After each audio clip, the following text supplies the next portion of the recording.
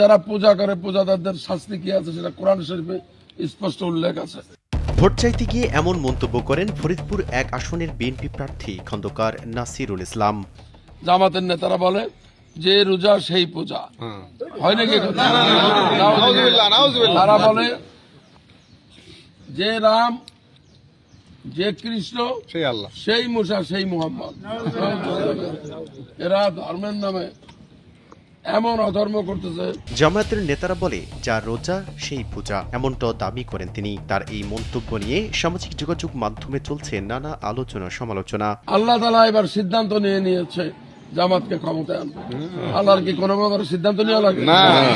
আল্লাহ তাআলা মহান রব্বুল আলামিন যখন যা কিছু চান তখন শুধু উনি বললেন যে কোন ওনার সিদ্ধান্ত। উনি নাকি যেখানে যায় সেখানে নাকি সূর্য থেমে যায়।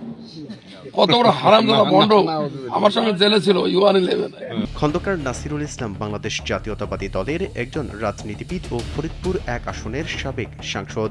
এটা খালেদা জিয়ার মার্কা, এদেশের স্বাধীনতা সার্বভৌমত্বের মার্কা।